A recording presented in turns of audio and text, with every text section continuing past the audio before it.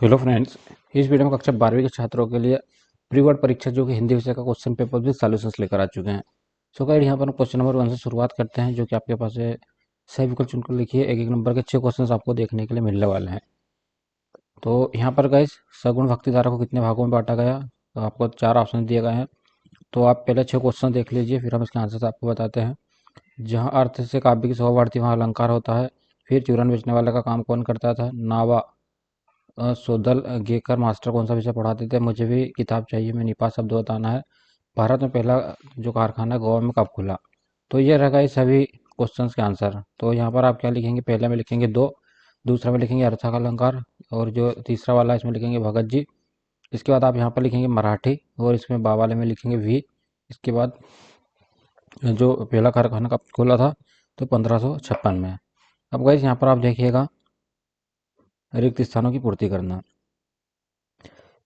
कवि जगजीवन का खालिस्तान लिए फिरता है, तो उद्गार प्यार भार। तो यहाँ पर आप क्या लिखेंगे?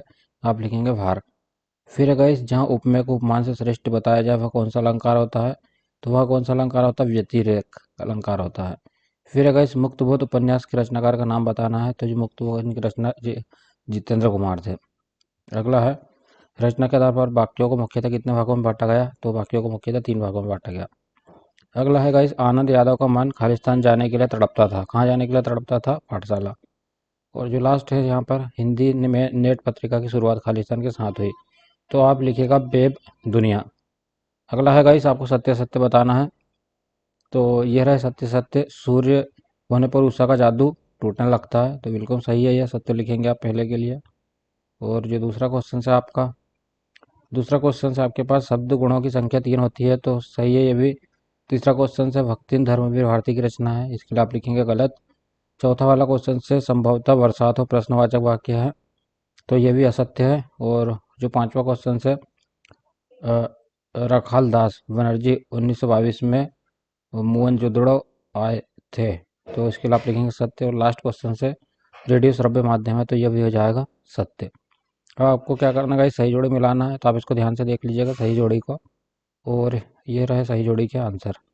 यहाँ पर आप इसका आंसर देख सकते हैं। ये आंसर है प्रगतिवाद के लिए आप लिखेंगे 1936। यशोधरा के लिए लिखेंगे काव्य खंड।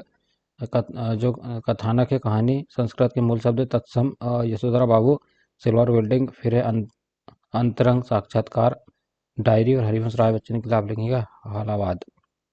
तो ये इसके आंसर्स हो गए गाइस। और अब जो अगला क्वेश्चन है हमारे पास, एक शब्द एक वाक्य में उत्तर बताना है। तो शांत रस के स्थायी भाव का नाम लिखिए। तो शांत रस का स्थायी भाव है निर्वेद।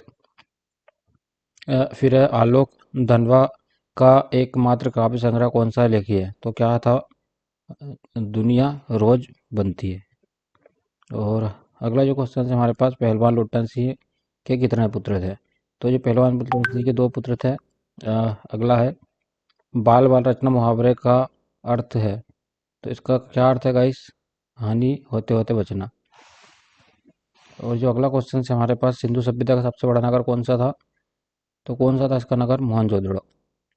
फिर अगला हमारे पास अगला क्वेश्चन है, आमतौर पर रेडियो नाटक की अवधि कितनी होती है? तो इसकी अवधि कितनी होती है गाइज? 15 से 30 मिनट। अगला क्वेश्चन है, सूरज का 7वां घोड़ा किसकी रचना है? तो किसकी रचना है? धर्मवीर की रचना है। अब गाइस जो बड़े क्वेश्चन है इसके आंसर्स आप देख सकते हैं। बच्चे किस आशा से नीड़ों से झांक रहे थे? तो इसका ये आंसर रहा। आप ये आंसर गाइस अपने हिसाब से भी तैयार कर सकते हैं, जो आपको सही लगे वो लिख सकते हैं। तो भाषा को सहूलियत से बरतने से क्या अर्थ है? छायावाद की परिभाषा लिखते हो कि निर्दोषिताओं के नाम लिखिए। प्रयोगवाद के वर्तक की का जो प्रवर्तक का नाम बताना है। तो गाइस मैं यहाँ पर इसको स्क्रॉल कर रहा हूँ, आप कंप्लीट जो क्वेश्चन इनको देख लीजिएगा। आप वीडियो को रोककर जो क्वेश्चन इनको ध्यान से देख लीजिएगा। और अगर आपको इसको आंसर चाहिए गाइस तो हमें कमेंट्स कीजिए, हम इसके आंसर्स जल्दी इसके लिए नया वीडियो बनाकर आपके सामने लेकर आने वाले हैं जल्दी।